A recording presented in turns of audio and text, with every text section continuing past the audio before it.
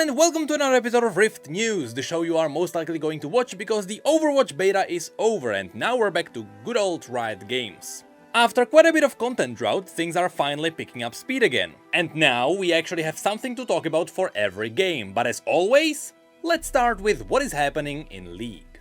When it comes to League of Legends, previously we have learned that Riot is trying to rework Swain, Olaf and Taliyah. Out of these, Swain and Olaf were tested in the last cycle of PBE, but now finally, Taliyah is ready as well. At least ready for testing. In summary, her Q now deals AoE damage. This naturally gives her a better wave clear. And when she uses it on worked ground, she will hurl one massive boulder for more damage instead. Her W is now faster but deals no damage. Her E is now bigger, it stuns enemies who try to dash through it, and it has more upfront damage.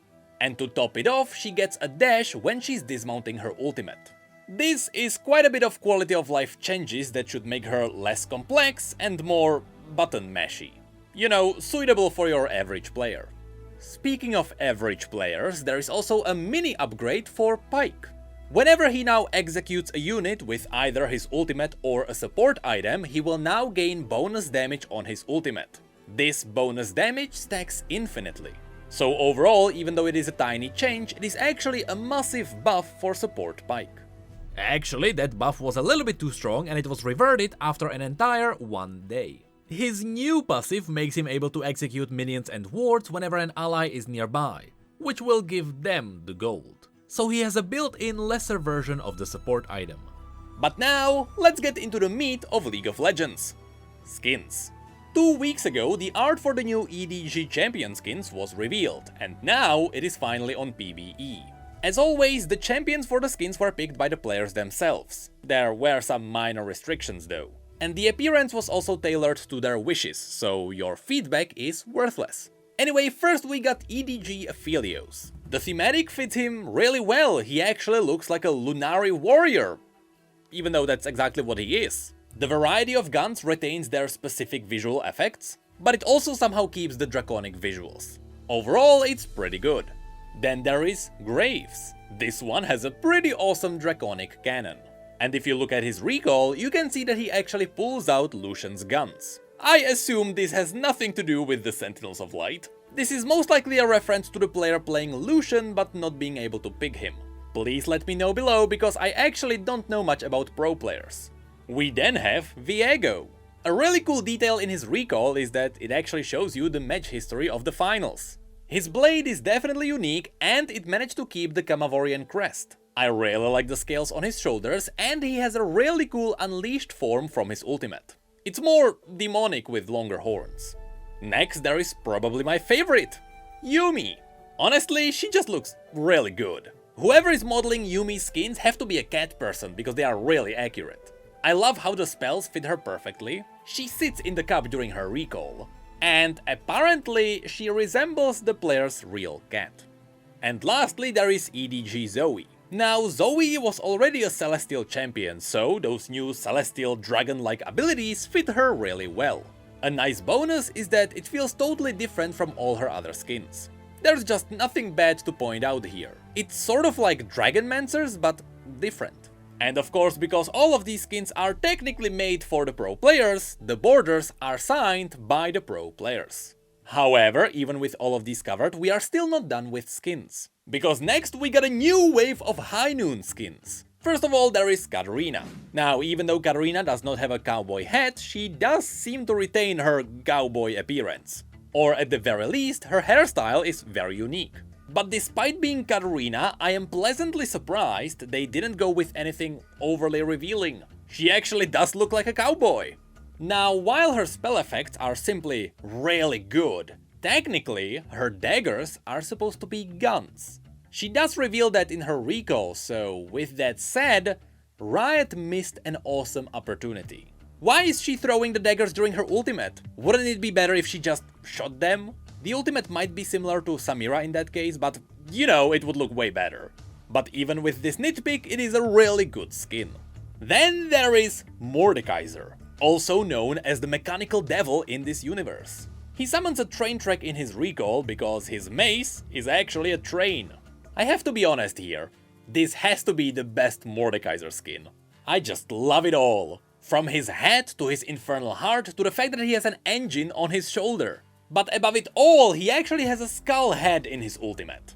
And he also has an Easter egg. If you look outside during his ultimate, you can see that he drew a train on a paper. You know, this is one of those wanted papers. This may actually be teasing what's coming next, so we'll talk about this in just a moment. So overall, I love this skin. Then there is Varus. This is a cool skin, it has really good visual effects. But as always, the old animations show. And their age is really dragging the skin down, and now it may feel a bit underwhelming. Next up there is Leona, which is a legendary skin of this line. And despite me really loving the Mordekaiser skin, I have to admit, this is the best one of them. It is stunningly good. From her outfit to her weapon, it is all awesome. The best detail is that after she uses her Q, her next attack gets a special animation. This is because optimally you want to use your Q as an auto attack reset. So you'll be seeing it a lot. The unique feature of the skin is that she transforms depending on how many kills and assists she gets. For 6 takedowns, a little butterfly starts to circle her, and for 14 takedowns she gets a crown. Now, while this skin is absolutely gorgeous, some people got upset because this thematic would really fit someone like Rel. And she's the one who really deserves a skin at this point. And while I absolutely agree and Leona already has a few legendary skins, I still can't deny the perfection this skin is. And lastly, there is Talon. Surprisingly, this skin line fits Talon really well. It might be the lone wolf characteristic, but it also may be that the model is just really good. Even though he has really simplified spell effects by default, in this skin line they just gave him an infernal blade that really stands out. And as you can notice, just like Lucian, he is designed as half demon and half angel. And of course, because every skin line needs a prestige skin, Talon is the one who got it. But ladies and gentlemen, Riot did it. Instead of turning Talon's skin into a champagne pink version of it, they just turned the prestige skin into a brand new skin. This one is so different you would have no idea it is actually the Highnoon skin. And this is what people actually wanted, not a prestige chroma, but a prestige skin. The only thing that may drag the skin down a bit is the thematic. It looks more like a ninja than a western character. And I'm not sure how popular a ninja skin would be on an assassin, since it won't be too different from the original skin. I hope the popularity of this skin won't drag Riot's perception down. This is still very much what we wanted. Prestige skins that are unique from the originals. So Riot, very good job on this one. I'm just not sure if a superhero costume fits the Highnoon universe. Anyway, all the Highnoon skins will of course get chroma skins. The EDG skins will get one red chroma. Then there are meme emotes for Mundo, Vladimir, Tamkench and Tariq. More emotes for Renata, Mordekaiser, Varus and Leona. Then bunch of Highnoon icons. And a whole bunch of esports icons and emotes. There is also a Highnoon ward that will be available from an MSI bundle. And also an esports ward that shows you the minimap for free for watching esports. But we are still not done yet, because there are hints at more Highnoon skins coming later. There are 5 new skins hinted at in the files, and Leona has a voice line with all of them. There is Highnoon Twitch, which was just straight up mentioned in the game files. Remember the Mordekaiser Easter egg? That one is highly likely going to be Sion. I bet he transforms into a train. Then Leona also mentioned Tamkench, whom you can actually see in her art right next to her. And she also mentioned Samira and Victor. So these 5 champions will highly likely get a Highnoon skin in the future. Otherwise, why would Twitch be mentioned in the files? But the best part about the Highnoon skin line is that it also came with its own story.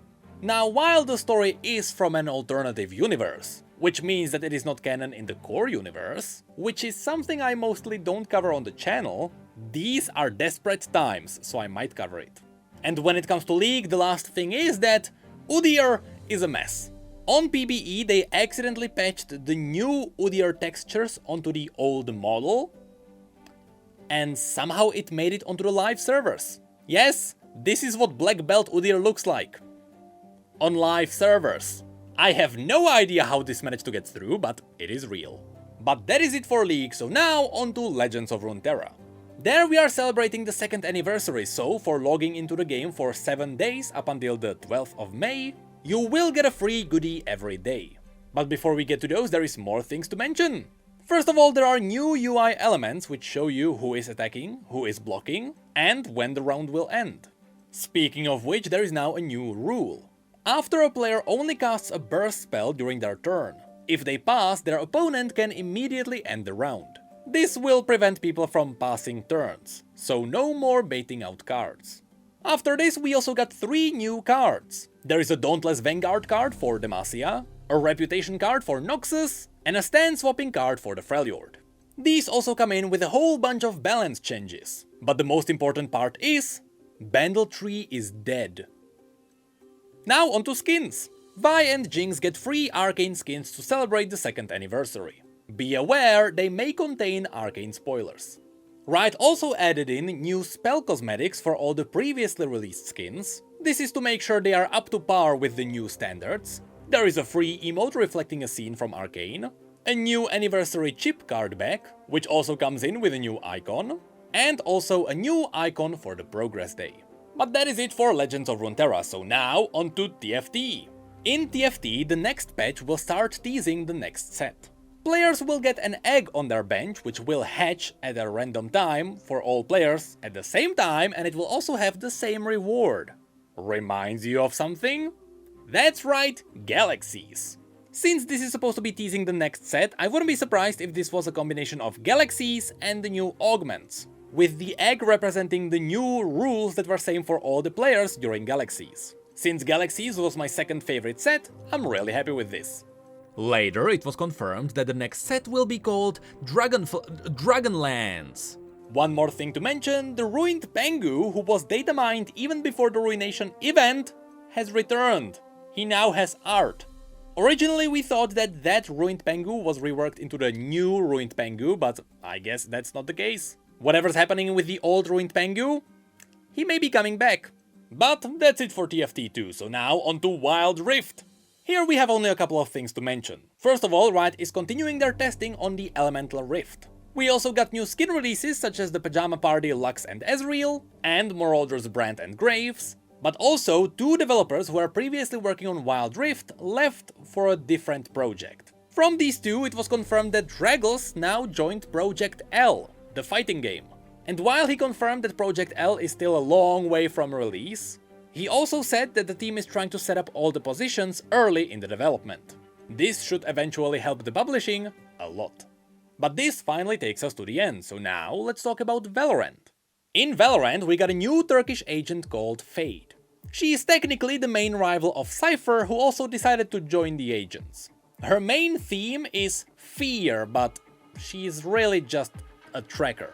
She can summon her own personal Nocturne to reveal players. She has a sticky goopy binding grenade, a near-sighting flash, and her ultimate can reveal a trail pointing towards her enemies. She's kinda like Sova on steroids. She can reveal enemies just as well, but she also has a lot of ground control. Besides this, there are also new neon-style skins. Technically, these are recolors of a previously released skin, but they are nice nonetheless. Pricing is still high though, as always. But that is it for this episode of Rift News. Finally, we actually got to talk about every Riot game. This hasn't happened in a while, and now it finally feels like things are picking up speed again. But the best thing is, we finally got a new story. That's not really canon.